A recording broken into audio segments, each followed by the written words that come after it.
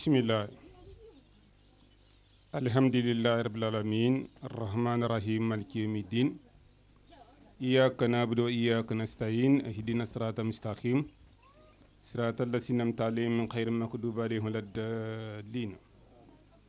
rabbi shrah li sadri wa yassir li amri wahlul bilisani uqdatan bilisani yafqahu qawli njombe safu ni safu bukana kantate burom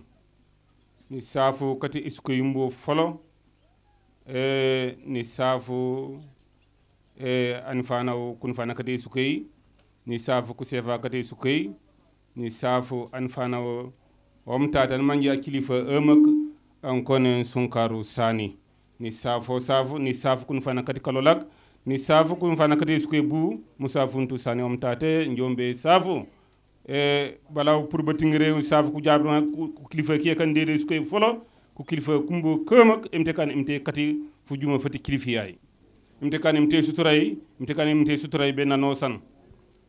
ni safu ku jabru ka jalon fanna yano san kan tate njombe safu ku jabru ku burom leti ngoni wonku buka ni wonku kati buka njombe safu ku jabru ku burom ni lañi safu ko palo la kanu manje kanu namuta mburun koktate asoro alaba omtate njombe saf wala tuko ko nak wala tuko be te epak asoro omtate pop njombe safu tu papa kon nya kon njombe safu miu tu wuli dibuko namuta burun bare emte ko ne yonu lawale emte kan wala tu bajaay pak emte kan wala tu bajaay pak o bajaja pak ko podo ko baje pak upak ja apali apak an be jadu pakutu de imte kan wula to baja pak mo baja janyambe baje pak ay ko kila podo ko baje pak alhamdulillah rabbil alamin imte kan wula to baja pak kila hurmo ko an barkodo bi hurmat sayyidina muhammad rasulullah sallallahu ta'ala alaihi wasallam njombe jim fu jama fu no jonya be kanoke nak fu jama fa no man be kanoke nak siru so suro sumta wowro emde kan emte panjeng usumto kila ujaw nakenda falaf emde kan emte pakenu usumto wondum e pakeno la usumto wondum me ngaro la kayray yon ngesandi wodi mo famolo la emde kan emte ngaro la kayray a president nga unkula anu o ay kino la mo fam emde kan mo famu jigo de jigi wula kana kino la wula tu emde kan mo famu jigo de jigi wula kana kino la emde kan emte rambeno manango na teb mo famolo la emde kana angona teb Sénégal yolola emde kana angona teb Sénégal yolola emde kana wula tu ngonu ribe na bolum ko bolla wula du uregale imanje nenu yo e mama emde kana kanola mo di mansa yola emde kana urega mati imanje nenu yo e mama emde kana emte sutola emde kana emte wunola ni saf sirif sani o popo wala ko ma president wala ti dere tole sadia sani njombe safu yagantu ni safu ko kamna tu kar kalola ko resku tu njombe safu alhamdulillah rabbil alamin alhamdulillah ni kontani bayte kontana kure njombe safu mi tu ko musulman kan dire tu njombe safu bismillah alhamdulillah rabbil alamin toni re merci bono walbe mata esuke yati tebi kawalen mi boko kabo betate emite kan kunifana katiyo sinulul siju panlawal po be mata kajumen mi boko kabutate kakambul mi lekolay kayegmi man lekolay e jom atemit akambulil bong man lekolay ye e jaw facul panlawal be mata kunyelaku kakarang mitate katong mi di kanto mitate man wayta wan ko jabi mbete yabay jaat mu diploma wolil o tebulil nafa di karambenum kata atajamit man di brokil nano san ko ngalen ko poy marongil di ko poy pop maronge mata ko bajahil di si famia su solil burong amet eramben borok mata anu andi walal man fajamara fufe fo kan fajamara fajake man anwen o ngalen du juk wa egena yoli yatafuna kofnak egen beseni di kason yonum kata atajamit benanonan amen mani jawonto di imam di asefau isaf muyu borom itongum donc ni buyul jajumen mitate je vous apporte tous mes encouragements et, comme on dit les rencontres ne sont jamais fortuites. Un jour où j'ai rencontré votre chef ici di Caribor moom di borom géttu moom di oto ma géttu mara ka géttu ma koko pambe kute bulu ke mbala muk mo na sanu manu ya ñor di ume bandi ka sanga na koko ko kan mi man fuke funak nane ku ñi la kanu regol mi matale ko lay no ba place nge e ba geta kambani ba ka sere ume o mana ba je haja mi wonklo maneno baba occasion babu no ngole ne umbondo anyoli man jaw alikten yeno lui anangi anyor mi di brunga panu sofo libi parce que atem yamit wana tepe mi di kanampol katabukan o kep amanjmi makane mi te kan pop jakombila ko funa fule mu ke nanula ñu lotate mata bugo ko limpo pata ko labe di ko seur o malakene ku janga ju simday wala enge mane kene ko kambani wuli ko gaba fait bukan ko gaba di butingen donc nous gérons tous des internats et nous sommes consacrés dans l'éducation des jeunes donc ejok wa jumeni nenu we kankan ka sumay bemata anowan bemata abaja anowan bemata esuka yolla. Je me tourne maintenant vers vous, les jeunes. Ce que vous apprenez ici, c'est un trésor pour notre pays, un trésor pour notre nation. Pendant longtemps, dans le système scolaire, on a négligé le métier, le savoir-faire. Qu'on est normalement qualité de métier, quand on est l'école. Les malegen les tolikoke man nu jalo bolo mukul manonde kalikten pop wa muyu jom mi di kaliktenak manu j'ai l'école j'enseignais depuis très longtemps mais ce n'est pas ça qui me donne à manger. Ce qui me donne à manger aujourd'hui c'est la terre bo capable auto ko ndia sindey let mantone a directeur ti watiman wanti waman voilà naké c'est peut-être même mon employé que tu vas aller chercher pour penser que c'est lui le directeur de la maison ou le patron de la maison. Donc, kagok bu capable man rock kajumen esuk kanja Sénégal ko fu sofut agriculture mante élevage bu ko ba jommi di bo ko sofut boja lebi le tu yal banosan tu yal banoban e bete ramben man jiba gisembe man wanjilik mitate kaliktenak jijaw jigetu boke man unafawul du nafa boke koke kajuboye de dunia. Merci. Merci. Monsieur le maire de la commune de Moulam, monsieur le maire de la commune de Koubana, monsieur le chef du village de Tébi, monsieur le maire de Bignona, monsieur l'abbé, chère sœur Élise, mes chers délégués de quartier, monsieur le directeur du SIFA, chers formateurs, chers invités et élèves, bonjour. Je suis très ému et honoré à prendre la parole à l'occasion de la journée de remise des attestations de notre corps. En effet, cette journée n'est pas une journée comme les autres. C'est une journée dont nous nous souviendrons longtemps et auquel nous repenserons certainement avec nostalgie. Il marque en effet la vie d'une période de notre vie que nous avons eu la chance de partager et le premier jour du reste de notre vie. Ces 4 mois passés au SIFA de Tébi furent denses non seulement en apprentissage, mais aussi, bien sûr, en émotions fortes, en rencontre et dans cette ambiance de stress et de compétition, de travail et d'effort. Au lieu de jouer la carte de chacun pour soi, nous sommes restés solidaires. Nous pouvons être fiers de ce diplôme et de notre formation qui nous donne des opportunités importantes pour notre vie professionnelle. Chers amis élèves, il sera vain et inutile de ne pas exercer l'un des filières reçues dans cette formation. Je vous exhorte à entreprendre vu que vous avez les bagages nécessaires pour le faire. Mais avant tout, faisons des stages pour approfondir nos compétences. Nous remercions tout d'abord le directeur du CIFA, les partenaires qui nous ont offert cette belle formation en agriculture, en élevage et en transformation de produits agricoles, ainsi que toutes les personnes qui se sont rendues disponibles au cours de notre cursus.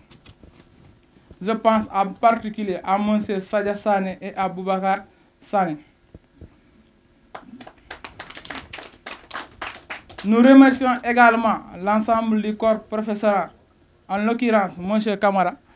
M. Diop, Mme Badji, M. Ndiaye, M. Maria et M. Sane, pour leur dévouement, leur engagement et leur amour du métier.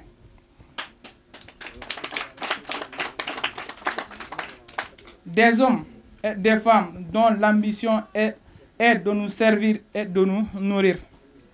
Sans oublier nos tuteurs, nos familles, nos amis et nos conjoints parfois qui nous ont soutenus tout au long de ces 4 mois d'intense travail. Mais avant de nous séparer, poursuivre nos chemins personnels, je vous souhaite bonne fête et bonne chance pour la suite. Merci, je vous remercie. Merci beaucoup, monsieur. Avant tout d'abord, je m'en vais remercier le chef de village, remercier le directeur du CIFA et remercier éventuellement les invités qui sont là aujourd'hui. Je suis là pour représenter le corps enseignant, c'est-à-dire les formateurs. Donc, quand on est là,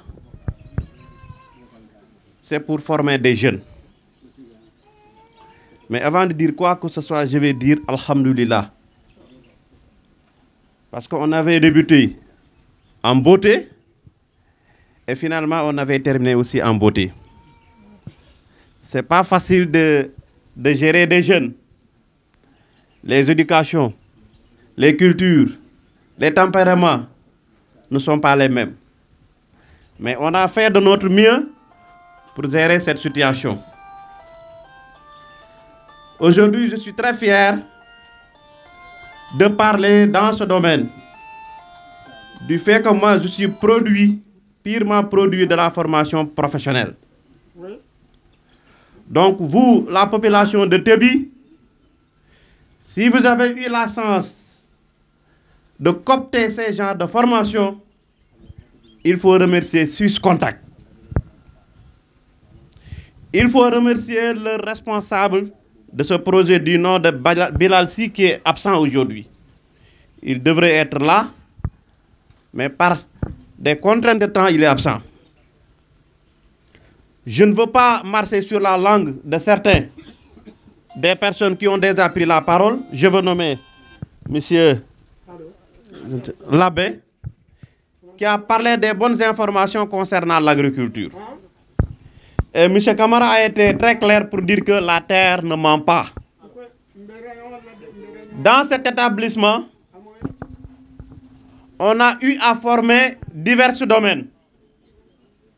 à savoir la production végétale, la production animale et bien entendu la production agroalimentaire. Le but, ce n'est pas de venir former en théorie, mais au début, M. Diarra, le directeur, avait dit que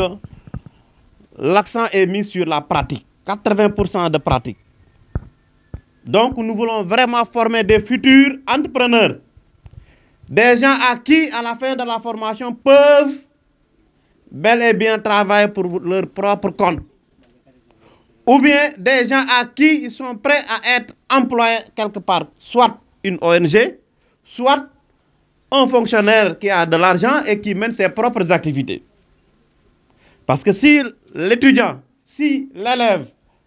après 3-4 mois de formation, a déjà acquis ce qu'on appelle les compétences dans ces 3 domaines-là, il peut vraiment gagner sa vie sans pour autant dépendre de l'État ou bien sans pour autant dépendre sur quelqu'un d'autre. Parce que les compétences ont été déjà inculquées dans la tête de l'apprenant. La terre ne ment pas. Au lycée, nous avons un slogan qui disait que vivre la terre, c'est encore possible. Vous êtes jeunes, l'avenir est devant vous. Il ne faut pas venir faire la formation et aller exercer un autre métier. Ce n'est pas du tout encourageant. Une fois que vous sortez, vous avez 3 métiers dans votre poche. Essayez de faire quelque chose. Essayez d'entreprendre. La terre ne ment pas. Et je veux terminer pour l'enseignant, le corps enseignant, M. Diarra, le directeur. Comme on est dans une structure de formation,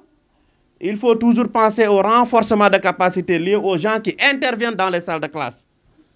Nous voulons ça. En plus de cela, l'administration, déjà pour faire la photographie, c'est tout un cas de problème. On a besoin d'une vidéoprojecteur pour pouvoir bien mener les activités d'enseignement dans des conditions meilleures. On ne l'a pas dans l'administration. Donc les conditions de travail des enseignants sont un peu délicates, il faut prendre note. J'en profite de l'occasion pour dire nos doléances aux enseignants là. L'imprimante, M. Ndiaye, je l'ai vu, il est tellement fatigué ce matin. Il est parti jusqu'en ville pour pouvoir imprimer. Alors qu'on parle d'une ONG, on doit mettre les moyens pour que les gens travaillent dans de très bonnes conditions. Dans l'avenir, je m'adresse aussi aux apprenants. Je ne sais pas si ça sera possible ou pas de pouvoir bien dire aux gens, aux bailleurs, de les y trouver le local, un logement, si possible, je dis bien. Parce que ce n'est pas facile de gérer une trentaine de personnes dans le village. On sait très bien que gérer une personne, ce n'est pas facile. Je ne sais pas si on pourra réaliser cet aspect, mais il faut écrire aux bailleurs que les conditions de travail aussi, il faut insister. Donc voilà ce qui m'est fait pour ne pas monopoliser trop le débat. Et je vous remercie et je vous souhaite de passer une très bonne fête. Merci. Aleykum warahmatullahi wabarakatuh. Njombe saf bukana kamitate burum. De regu matini kontan di wani jukum di wani bajum. Wenom centre d'abord. Centre junjumbe ka kapaken kungila kololal. Foken on ja angila jawbe kan formation et agriculture. Pana chifi manti jaw enseignement. Alors que wajonde katbele mu ko fangi ma baje importance. Formation yenji badnya. Beaucoup d'entre vous pensent que sauf mati ce n'est pas si pertinent. Mais kajom panje mati wanje bajum wa fo mak ji baje. Le gouvernement est en phase B qu'a formé Bokan par rapport à l'agriculture, par rapport au domaine qu'on vous a inculqué ici. Jeni mamang ji soflit. Jimik dambangol. Boulou Fogni, nord, sud, est et consort. Jimik diat man ngolen ji jumen waf. Monsieur le directeur, continuez à écrire au niveau du gouvernement pour qu'il y ait beaucoup de possibilités, beaucoup d'infrastructures pour pouvoir loger ceux qui ont déjà été formés. C'est très important. Je crois que vous n'avez pas un problème de local. Le site Ouyenye, si vous écrivez beaucoup, ça peut vous servir de local. Et Pandila Kodere, vous serez utile à toute la nation sénégalaise. Ça, c'est sûr. Prenez le cas de l'association qui s'occupe de la muraille verte au niveau du Nord. Ils se sont regroupés comme vous. Mais c'est eux qui font l'affaire. Chaque année, l'État déploie combien de milliards pour ces gens-là? Vous avez toutes les possibilités ici, toutes les plantes possibles que vous pouvez mettre en place pour les revendre, pour les mettre en place sur les sites sanmaniers désignés pour décoration, pour autres. Vous avez les possibilités. Donc, di djoumu jak di jimi ko fam-fam. Wanje bajum wa fo mak ci baje. Njombe sal ka formé ni sal anusan ajalo mbe mate jaat amtekane wanji yabunya ula ko diku ka kolo wala formation e bajitu wan sire ulide wo jirongu munde e wanyew yo jirongu mum te yomi somelom ana sana toklo ba mango e loop e be e woto e kalak de wanyeji baju yo ana sana baji podi yona baju mi woto ji sof lit les possibilités de regroupement en 4, 5, 6, 7, jusqu'à 100. Mani wala jox ko c'est possible. Ñom bay sapu. Ande ka ni te so foro la. O ñi ka ñata te ñe wa fuma. Ana sa so fo lit. So ja to ni pa na fay kañu. Ande ka na fay jo. E jo ja de to ko la mo ni duale borom. On va ja le sima. C'est le directeur le corps enseignant. Vous tous écrivez ensemble. Pour que la zone là est pas et jaw fatu on a demandé la barka on te kané umata et les remise de diplômes week-end d'attestation week-end éviter qu'il y ait encore plus que ça il faut mener que il faut mener riche barka merci assalamu alaikum kana kala ko nyatate tu njom de safo du resa wolu du safo wolu je jare tu badian mi yabo babe tebi aton kare so serve sane mana lake ñom de safu brom ni saf ko ni fanakate suke saf ko ni fanakate kalolak ni saf ko manakate suke ni saf ko manakate kalolak ni safa sefaaw ni saf alimamaaw di ko ngela kanta te ngedi formation ay oli ji kontani ka kontane kanu manji tote kure depuis ta centre yoki betate nye groupement si gaba sa baninya tul ko karibe no lem ko woli mati waka kontani di janja mati projet nde joya jalo be karamben ko ngilak kolola yoki lumulika kontani ko kila manjiri ben ko ngilak centre wuli ji jaw mu kom no fu na ko nak be centre 3 mois e jaw eleñu mati wa ka kontane akati ko ngila yo ku purubo jijobe tatenye gurpe tongande buliji sili beke ko walo 4 mois wol ko dere bare jone yo tuji kori wut sama ko ngila kolola ku rok ana sana baj nafa yola kajom buliji yakar to wana san ko ngila ji yakare kaji bajum masinyaayo li si yakaru mu uli ko maji yakaru ko ngila kololi mo kane hani haji yaw baju haji bunu baje po katuyo mu jona nangila ya kajom nana fay ngeni ken ka jupe wote bajeri pass angila tana pass ya amera yolo na passo mi mangitom mo kana angila tambone umbo ke ba wara agebe kan na fawom no trompe angila an na fawto an okon angila kanja manje no manjaman tambu sof angila ya kebo sof angila no sanu jukum sofo mataw baje yowuli ji kanu mum maji sof ko ngila ko emite pode puñoli ko ngila kabirna ko tonge ji puñotude ji jamutangila tike ji jamutangila lobe ji jamutangila armanke an fano la respect wuli ko ngila mako senoli majinya nge fanga ko ngila ka ko sene ani baba sans de kane le ko jowbotu bakodi ko wala ko li koro mati wa buña ko ko bankop ku sofan sof ninge baji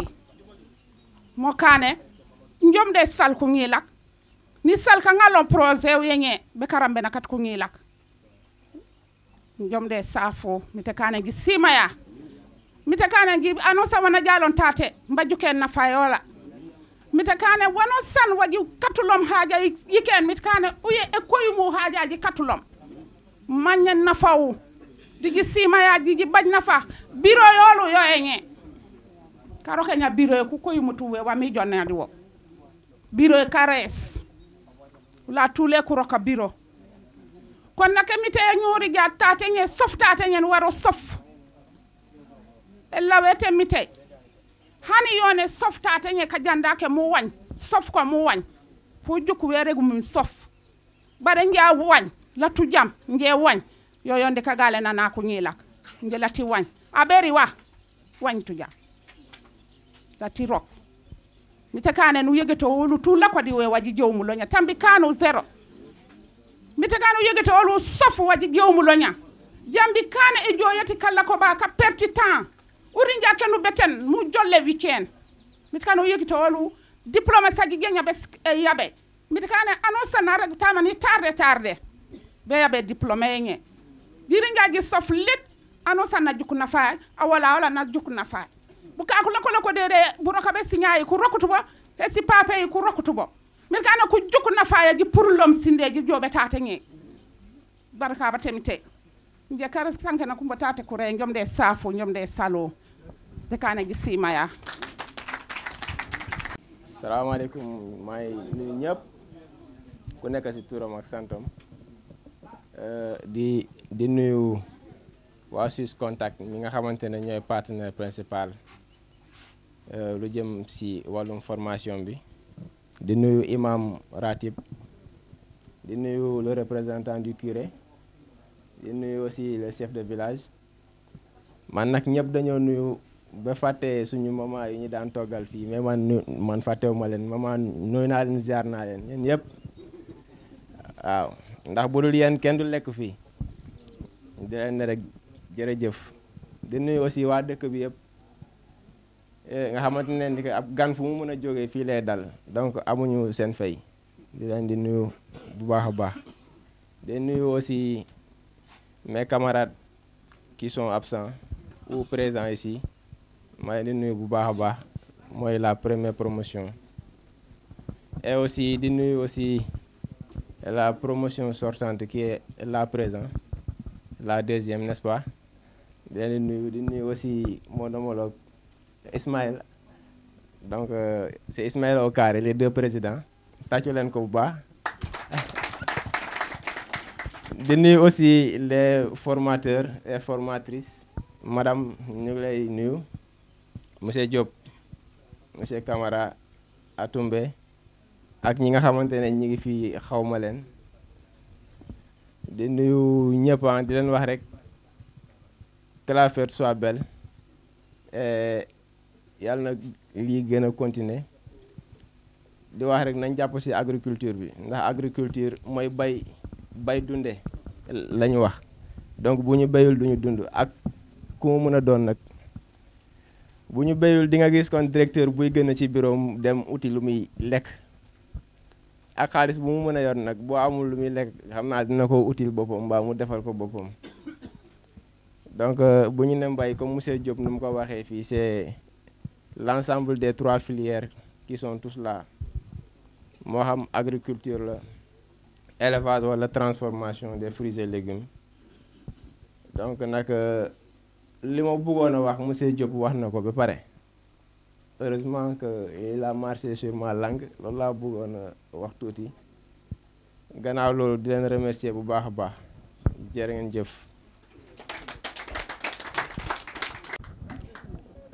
bukana kammi tati tuño ɓe safol safa kola ño mbari gaw numbara ni kontani fonfon di ɓuura kaba ñawdite kane tate e ni law kayan fo buke kajeña ɓe pour mome ji manjutomi manjuto par ce que emite kaddo esentome joyi ala si tumani sanken kuñilap mon kone ko jaw eno ɓe ni jiɓaji sensité ladi ɗe ɓe law kayan fo fonfon bare emite kane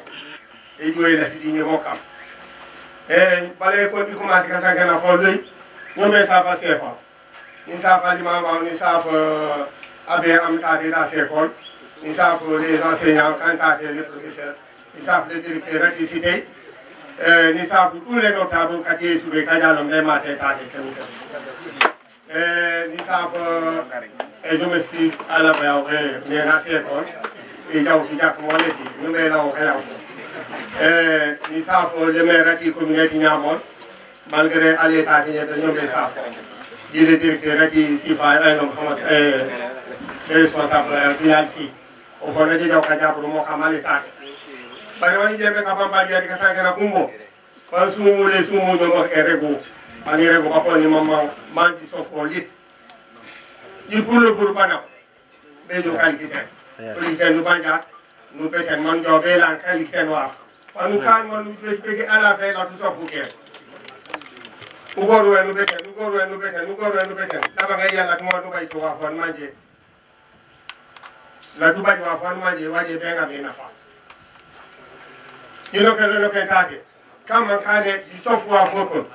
mo du jaw tu la mo no jaw to ala fa mais ni mama titi man titi nu sof wokon pangal li kajo nafa nu pour jaaj ma jenya be jaay nuri nja nu nen kayita ke attestation ay mu jaw yo mu nen yotenya kare la tingar li waf uri nja nu sofu ken beru katen wenye mu la ko kajato radu ko pali a basofu ken setana pene jitu mi la tula ñu bedi boro kabanu la ken me kalikite nak mo leti uri nja ken nu commencer waf furere fu nu gombol panu ngar li kajo nafa wan buka ko sankenu tate di ome le formateur me yona sankenya mi goru do wi kon tate le village yati tebi le village tout ne rege be ka loger 90 personnes teni mamak de soukay oli koni bu masilu bu soni bu santade be e sof bu kan kon manje keringe 90 personnes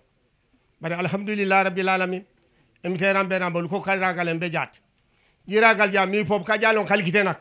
emite de kanu yegite olu usof mati njetani la kom ampom anto ni sofoni ampom ni sofoni nyaayom alhamdulillah rabbil alamin safo fofan parce que ko ngila ko jiye kenu to bayir ana jala déclarer woli mati njangi la na senam ka galeno ka galeni je fanfan vraiment ni gagara kila ye bajort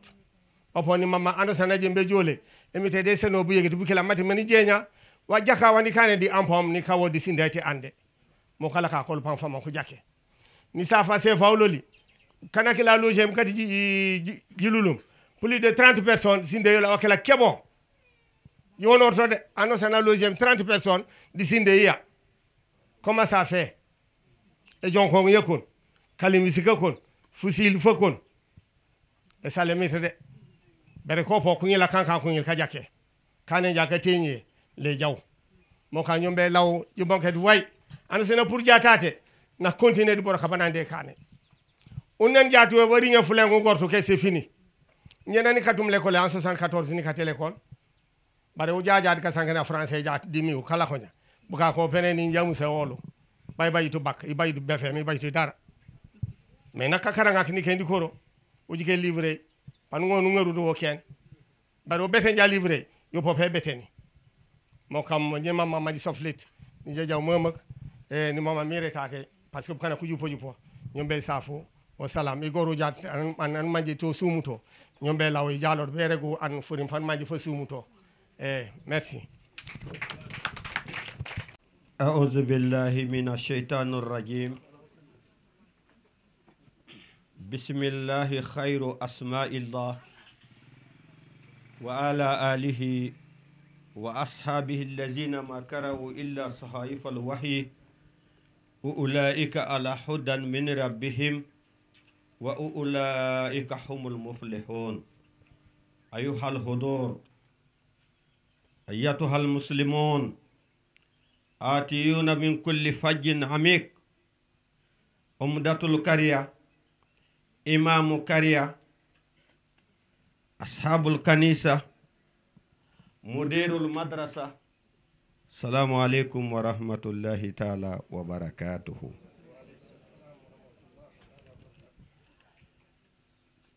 بلمكم أنوسا فالي ميتاي نبننا تولى بروفيت محمد صلى الله عليه وسلم وليكوك نرساف كاكيمي سبباي علي كالاو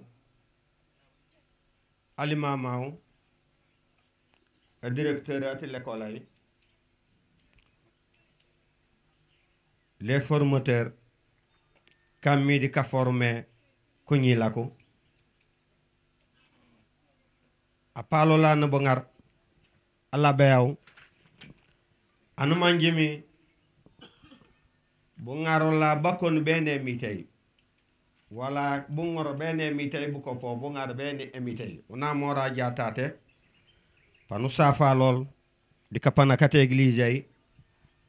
nu safa asoraw ankuri borlomi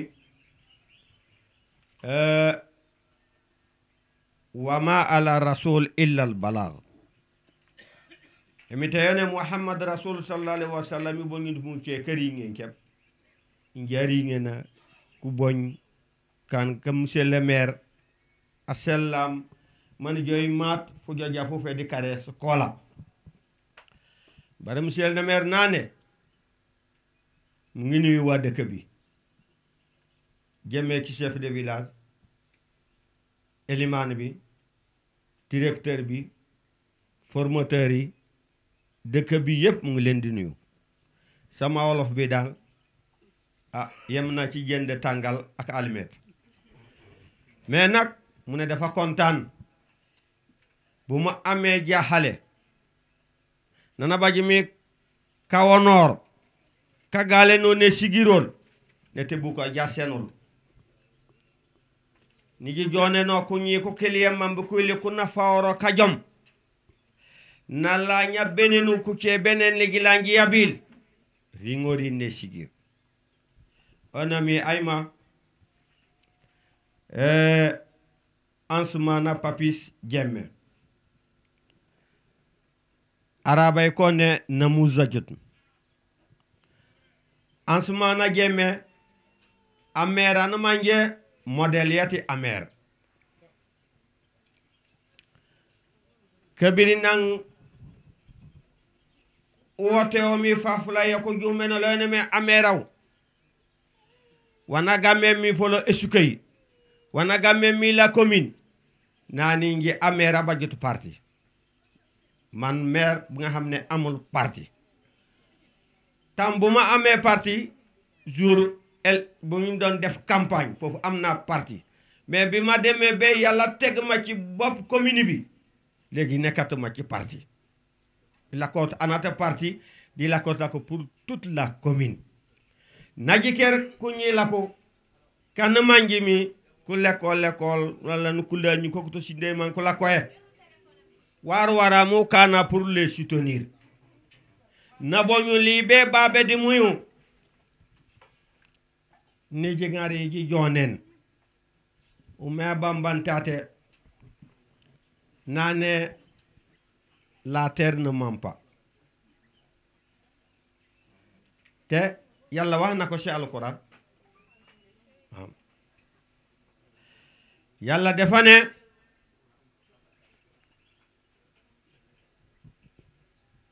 legi jiker beni bu mu wanyina molu man jommi ne wañ a antum tazra'unahu am nahnu zari'un mi jili lene mi man tan jemi tay li lene mi kama jigoror manu ya jora di karambe na katé mi tay te le prophète sallallahu alayhi wa sallam lu njëkk wàcc ci moom ikra karang saku xam-xam mu nekk di enseigner nit ñi ci kalima boobu yéen tamit formateur yi yaakaar naa da ngeen roy ci rasulu muhammad sallallahu alayhi wa sallam xam-xam lañ njëkk a placé ci bopp nit ñi bala muy commencé di liggéey l'islam xam-xam boobu ngeen nekk di placé ci bopp xale yi xam-xam boobu ngeen nekk di defar ci suñu Casamance bi ci suñu Sénégal bi Ansoumana Papis Diémé ba tey de mu ngi tàllal loxoom jàkkaarloo ci yéen gannaaw yàlla ak yonent bi sallallahu alayhi wa sallam yéen tamit la yaakaar parce que dafa xam commune am du mun a avancer sans métier commune bi du mun a avancer sans mbéy ñun ñëpp ñu ngi toogee nii ñi fii wala kala ko ñaa wanu kaanowa mi ña deeta mayu pour lo wanu riyale mi deeta mayu pour lo wanu wajeeti memi wala muy distributeur solo la pedi eta mayu pour lo wanu fintewuma mi deeta mayu pour lo wanu fintewuma le mi deeta mayu pour lo kono eta ma yoyu to be munu gogore naay manu ile uronga ete nu law ka jonge naka na jonge lo ñaadi ji muyu ji bon keti ji rambenol manay la développer sa commune ku maire bo ka ku kati su commune sasu du ko nga exemplaire eta ñi la parce que na mam bi mo famu mu rong ma famule muy li mu ron sans ham ma famule muy li mu ron sans kakobor ma famule muy li mu ron sans kabon ketor furim na sellam bi joy représenter o tate di seo o pop kaji kerom nanam jo représenter baba au nom de la commune njom ne saf le directeur isaf kolifa kati sukayi nenuma adalul khairi kafailihi alli kaw atama jakamu onanam dakanaw e ko lawye nan ko ngara mi betate de bukan ko nenio suketi tabi te suketi tabi nuko manjiko ko ñi kata ko paloli bukan ko ñi kata ko paloli ko muslime ko jalo jabbe l'école mané wala mi di woli uli beka walem bukan diji wakili manji walen ko ñi la ko ne manji wala ni ñaka walen ka jake yo ka ñi la no san om de jow be pour tate di diplôme yola ka jomba mbayli agore nor ma mbayli abaju waf yo kon mi tate ajitaw mu jitamu ujo mu jatate panone baba mu fange ka jupo ujo jabe baba doni bani pour le mi fange ka jupo nye manu ili baju mu jitamu wayna mi wama uñup manu jit pano yajan o hebe ja panone métier ni jili kele mi yo le waf ko mi jaw e kan wuce aci mawnane Boubacar Demba Camara dane petit à petit l'oiseau fait son nid ala arab di kone kalilan al usfuru tasna usha jisis jakon jiya jakon juus jakon jisuwaju wal mbakala banaku ni ku ngaru yokku nen yokku yaji ko mu nen fofu nenami be togi nen yoyu be xale yi magu fofu be ñi naaw dem def seen soxla kon tu nun dankan mooy jàpp genn golo ci ñax ba maa ngi leen di nuyu yàlla centre bi dem kanam formateur yi nekk fii yàlla seen grade yokku directeur bi tamit yàlla yokkal ko arab ñu ne al ittihadu quwwa e kantinte kon yenga rew mi sembe l'union fait la force kon bo len manko ngeen dego ngeen yermande centre bi na dem kanam wassalamu alaykum wa rahmatullahi ta'ala wa barakatuh. Vos applaudissements. Assalamu alaykum wa rahmatullahi ta'ala wa barakatuh. maa ngi leen di nuyu yéen ñëpp ci seen tur ak seen sant journée tey bi moom dama ci kontaan trop waaw monsieur le maire de Mlomp maa ngi lay sant di la gërëm ci sa présence parce que soxla nañ woon maire yëpp teew fii comme ni ko monsieur Camara waxee pour ñu xam ne centre bi ñoom ñoo ko moom centre bi suñ ko fi defee dañ ko defal ñëpp donc gis nañ ne première cohorte bi xale yi jóge nañ ba ay jululu ay Oussouye ak yeneen département yu bëri ñëw ci formation bi waaw bi yoon tamit gis nañ comme Mlomp Koubalan et cetera maire yu bëri seen élément ñu ngi fii donc maa ngi lay nuyu ci sa présence xam naa ni activité bu amoon fii démb ci guddi activité bi moo tax jàngu imam Fansou Bodian bi moo tax ñu bëri mënuñu woon teew tey waaw mais quand même ñi fi ñëw vraiment mérite jox nañ gëdd suñu centre bi donc ñu ngi leen di gërëm bu baax ci seen jotaay. Bon maa ngi nuyu d'abord élèves yi nekk fii ci centre bi parce que comme am na ku ko wax suñu amee journée bi yàlla ak ñoom la parce que soo amee xale yu gëm rek lépp day yomb xale bu gëm lépp mun na ko donc maa ngi leen di remercier ci seen engagement ci seen détermination pour ñu am journée bu mel nii donc merci beaucoup parce que ñun administration ak formateur pratiquement defuñu ci lu bëri waaw yéen élèves yi yéen a jël initiative gëm ko jóg taxaw activité bi yëpp ngeen mëne ko donc yéen laay njëkk a remercier ci organisation journée bi su ko defee ma nuyu aussi ñi jóge fu sori d'abord damay commencer ci ñu jóge fu gën a sori comme abbé Xavier ak sœur Elisa ñoom aussi comme ni ko abbé bi waxee yàlla moo ñu boole dama taxaw di xaar oto mu ñëw gis ma rek mu ne kii de xam naa ne dafa am fu mu war a dem xaaral ma jël ko noonu la ma jëlee yóbbu ma Ziguinchor léegi ci yoon bi ñuy waxtaan loolu mooy indi relation boobu ba mu boole ma ak sœur Elisa bi sœur Elisa moo indi Ernesto bi nekk ci formation bi donc maa ngi leen di gërëm vraiment ci loolu parce que yéen da ngeen koo gëm ngeen loolu abbé am na pépiniériste bu mag la ay milliers de plantes lay def Kafountine donc mu ngi ñuy topp sax pour ñu wutal ko ay éléments donc yéen ñi def formation ba pare su fekkee ne am na koo xam ne gëm na wóolu na boppam wóolu na boppam dëgg-dëgg ñu boole la ak abbé bi mu yóbbu la toolam voilà donc condition yeeg yëpp di ngeen ko waxtaanee ngeen seet su fekkee ne arrangé na leen ngeen dem liggéey ak moom et je suis sûr que du ngeen ko rëccu. maa ngi nuyu imaamu dëkk bi parce que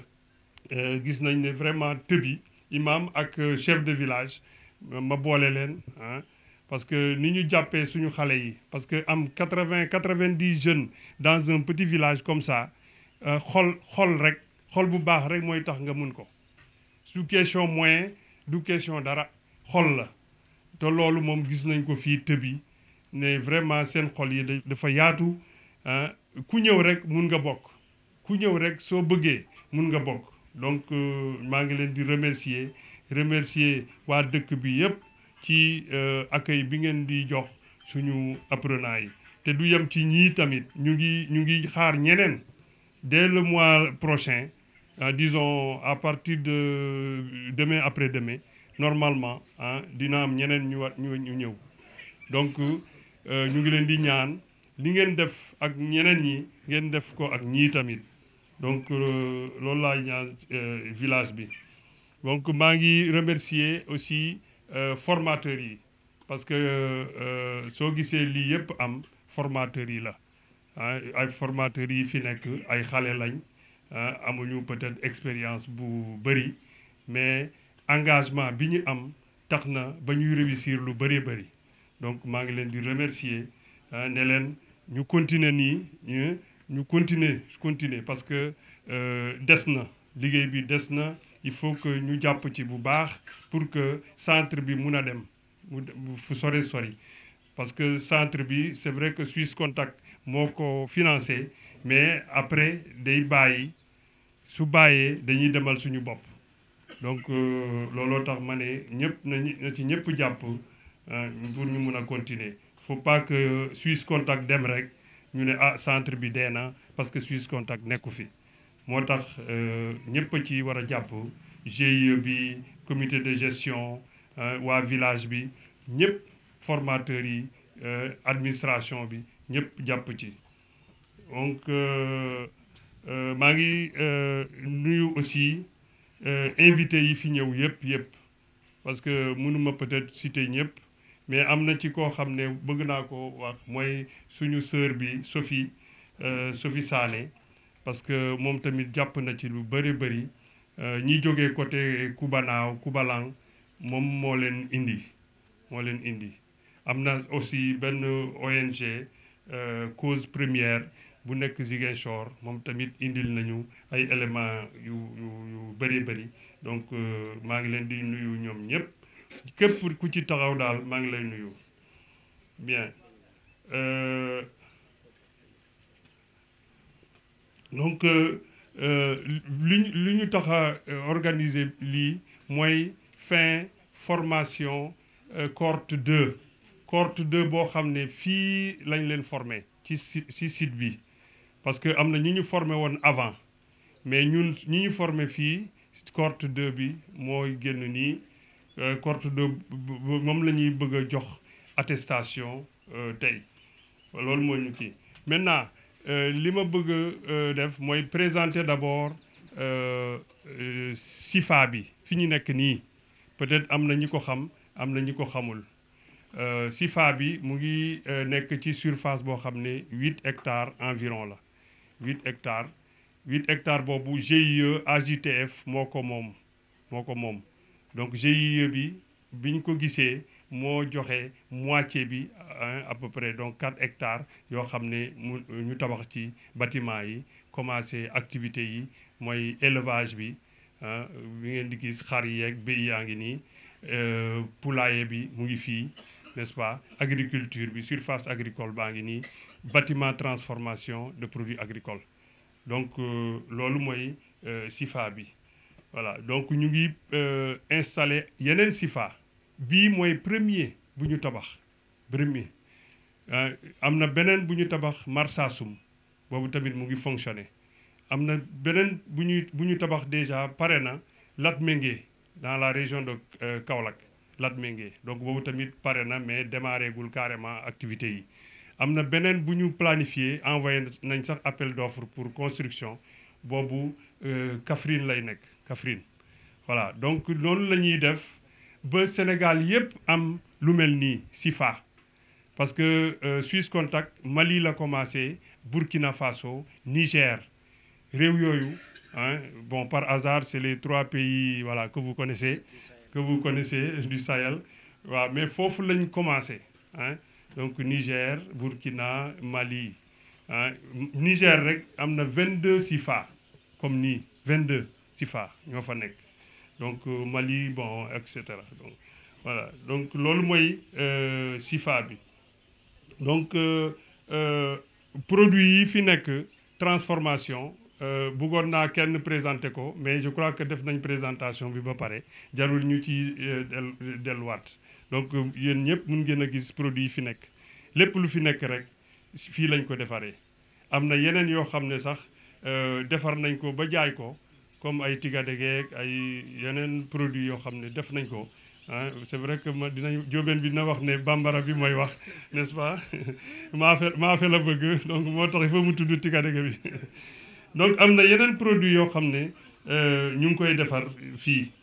voilà donc comme ni ko ñenn waxee li ñu programmé en tout cas li ñu demandé Suisse Contact mooy ñu fexe ba ñu am fii logement élèves yi c'est vrai que village baa ngi def lu mu mën mais suñu amoon benn bâtiment boo xam ne élèves yi mun nañ fa loger dina gën a baax donc loolu posé nañ problème boobu ñu ngi xaar seet parce que dañ ñu ne woon ci 2e phase bi dinañ ko seet nan lañ koy planifier nañ koy programmer voilà donc ñu ngi yaakaar ne loolu mun na am bon wax nañ ci aussi ci matériel yi manqué parce que c'est vrai matériel yi manqué na trop man mii sama bopp maa ko gën a sentir parce que yaa ngi liggéey amoo benn ordinateur amoo imprimante amoo benn matériel boo xam ne équipement zéro voilà donc loolu moom man mii maa ko njëkk a sentir parce que sama secrétaire a ngi nii amul benn ordinateur bu mu mun a liggéeyee maa ngi leen di gërëm ñoom ñëpp waa administration aussi maa ngi leen di gërëm ñoom Bayo ñoom Boucar Sané et cetera maa ngi leen di gërëm voilà donc ñooñu man sama ordinateur personnel laay indi pour ñu mun a liggéey su ma fi nekkulee secrétaire bi du mun a def dara Donc loolu c'est difficile, mais bon on espère. On a déjà même déposé des demandes am na ku wax loolu aussi mu ne bu leen tàyyi ci bind leen ñu ngi bind nañ maire yi am na maire yi ñu bind déjà on verra luñ ciy am. Donc loolu vraiment mooy li ma bëggoon a tontu ci yenn remarques yi yu ñu def fii sinon maa ngi sant ñëpp gërëm ñëpp. C'est vrai que bëgguma leen a téye lu yàgg a yàgg parce que tàng na mu ngi commencé tàng ak njóobeen yi aussi commencé nañ xiif donc nañ leen bàyyi ñu mun a xewlu tuuti. Voilà donc merci beaucoup et en tout cas léegi comme ni ko Camara waxee aussi remise des attestations moo ciy topp ñu remettre attestation yi élèves yi fi nekk ñoo xam ne pare nañ seen formation. Bon pour def loolu aussi dañu prévoir ni ñiy joxe dañuy woo 3 ou 4 personnes ñu taxaw kenn jox leen pour mu gën a gaaw suñ ko defee benn par benn day xaw a yàgg mais suñu wooyee ñaari wala ñetti nit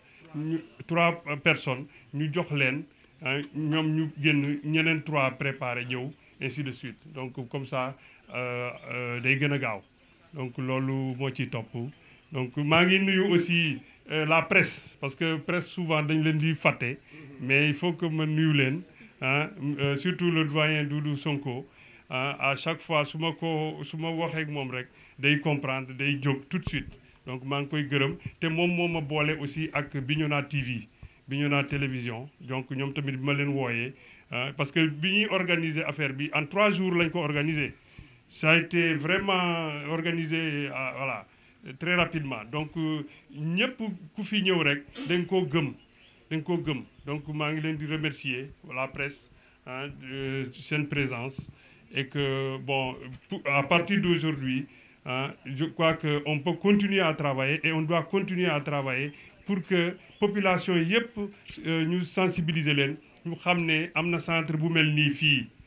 waaw centre boo xam ne mun na former ay jeunes yi mun a liggéeyal seen bopp. Parce que loolu mooy objectif bi ñu liggéeyal suñu bopp parce que agriculture liggéeyal sa bopp rek moo tax nga réussir kenn mënul la liggéeyal kenn mënul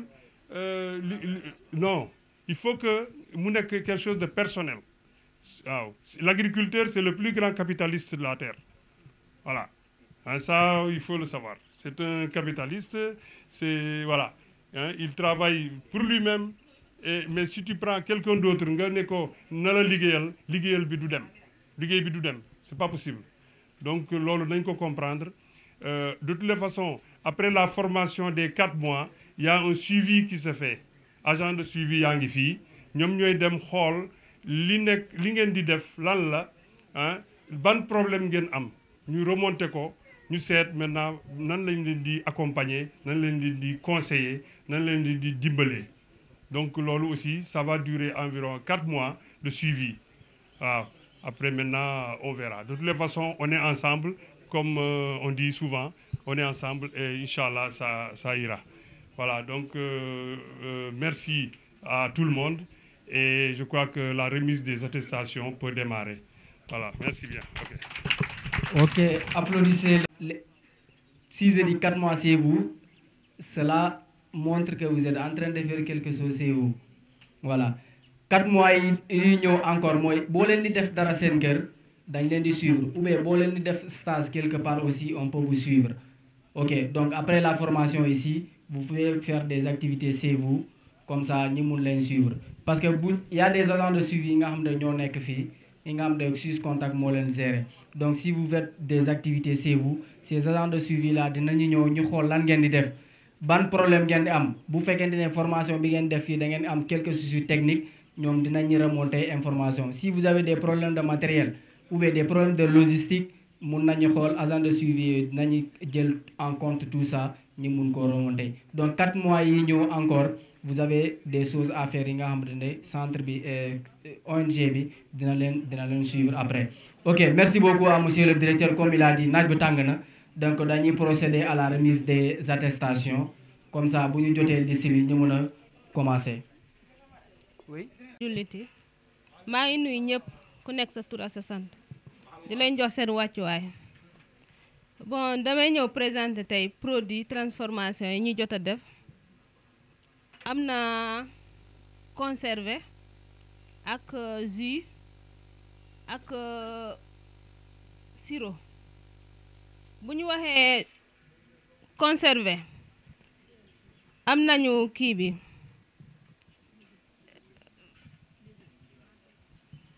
kii légumes yi ak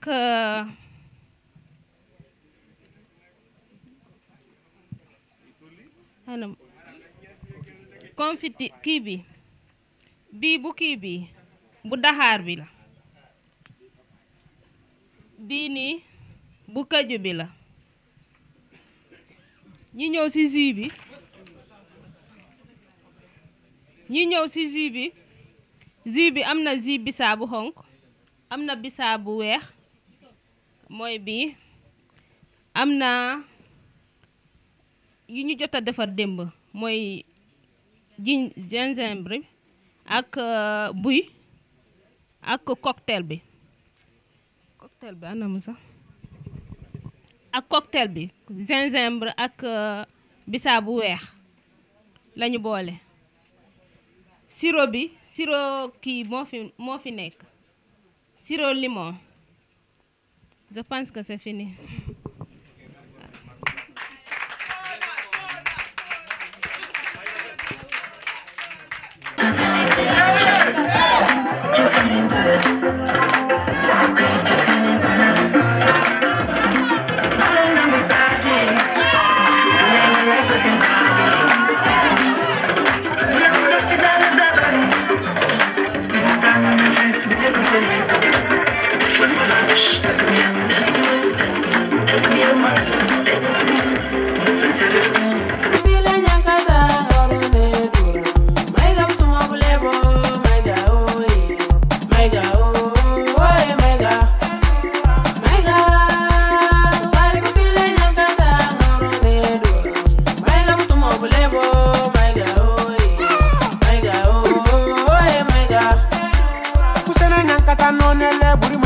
Walukan donte mo gën ñakata bonket man wuri may ga ajola ñankata na haso banja nu rembe mbege sab urosul wanya sufu si kuba sunendo asam ñankata nane tanto kanikalera no jaro jalo jar supenu senolari may ga ku fali ko sile ñankata ngoro de dura may ga to mo bulebo may ga oy may ga oy may ga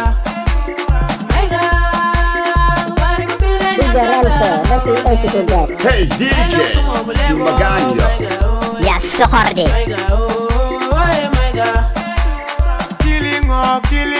Killing murafenyaka. Papa na uno killing.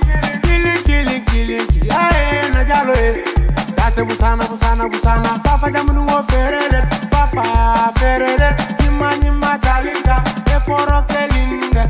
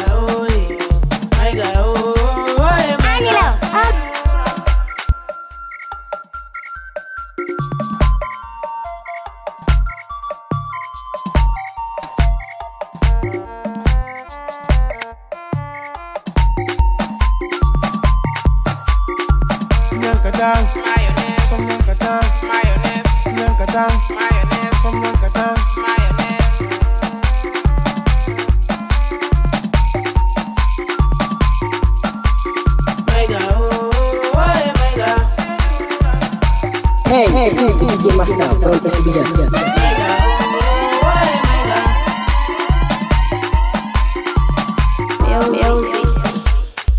Bonjour tout le monde. Je m'en vais me présenter. Mon nom c'est M. Ablaye Diop, formateur au lycée agricole Émile Badiane de Bignona. En même temps intervenant externe au niveau du CIFA, le site intégré pour la formation agricole de Bignona. Bon, on a débuté la formation il y a de cela quelques mois. Donc, je suis chargé à dispenser les cours théorie. Les cours pratiques, c'est mon ami, mon frère, mon collègue du nom de M. Ndiaye, qui est chargé à faire les travaux pratiques. Et sans plus tarder, je m'en vais vous présenter la bergerie, comme son nom l'indique, c'est le logement. C'est le logement des petits ruminants. Nous, notre domaine d'activité, c'est l'élevage des poulets de chair et celui de l'élevage des petits ruminants, c'est-à-dire les ovins et les caprins. Et du coup, le centre de CFA a pu construire une bergerie moderne, je peux dire, mais du fait que au niveau de cette bergerie, la bergerie est segmentée en 4 compartiments. Bon, ici, c'est réservé, le premier compartiment est réservé pour les béliers. Bien vrai que l'effectif n'est pas là. L'autre, c'est pour les femelles gestantes. Le dernier compartiment, c'est pour les agneaux. Donc ici, la race qu'on utilise pour faire de l'élevage, c'est la race Ndama et la race du Sahel, c'est-à-dire au nord. Les ovins qui nous viennent du nord. Mais on a pu rencontrer quelques difficultés avec certaines maladies dénommées la trypanosomiase, qui est causée par des mousses des mousses zexé qui font des ravages, surtout c'est les moutons qui nous viennent du nord là. Mais n'empêche que quand on a pu découvrir cette situation, bon, on a pris l'intention de faire introduire la race Ndama, c'est-à-dire les chèvres de race Ndama qui acceptent les mousses zexé. Ils tolèrent bien les mousses zexé. Donc en résumé, voilà ça. Et que cette bergerie-là est véhiculée par un professeur de TP, M. Ndiaye, et le gardien. À l'absence du professeur là, c'est le gardien qui gère la continuité ou bien la gestion de la bergerie. À son côté, il y a un autre employé donc, où on va faire une visite là-bas pour donner des informations beaucoup plus transparentes. Donc en gros, voilà donc, les éléments nécessaires que j'avais eu à dire concernant cette bergerie-là. Ce n'est pas une bergerie moderne. Parce que dans cette bergerie-là, normalement, on devait avoir ce qu'on appelle une couloir d'alimentation. Et je ne l'ai pas vu. Un rigor à purin qui permet d'évacuer les déchets liquides et les déchets solides. Je ne l'ai pas vu. Mais un saut de bruit. Avec le temps, peut-être, on prétend moderniser donc, cette bergerie. Donc, en gros, c'est ça. La bergerie est segmentée en plusieurs compartiments, dont certains, on loge les mares. Le deuxième compartiment, on loge là-bas les femelles et l'autre les agneaux ou bien les agnelles. Donc d'une manière beaucoup plus ramassée et noble. C'est une activité lucrative qui non seulement donne des revenus additionnels, qui lutte contre la pauvreté, qui réduit le chômage, mais qui crée des emplois. Donc ne serait-ce qu'à fournir des efforts, un jeune pourra bel et bien mener sa vie dans cette activité-là. Voilà, comme nous M. Diop waxee de l'autre côté, monsieur la bergerie, ici le poulailler. Ici on a 2 compartiments. Et ici c'est pour les poulets de serre. On avait entré des bandes, mais on a terminé avec ces bandes-là. On pense faire d'autres bandes d'ici quelques jours. Et ici c'est pour les poules locaux. Et ça aussi ça fait partie des pratiques. Et à part ça aussi, on avait prévu d'amener des boules d'Hollande pour faire le métissage aussi. Tout ça, on a prévu ça. Ok, c'est ça. Ok, moi c'est Omar Kamara, formateur en maraîchage. Donc comme vous voyez dans notre espace champ ici,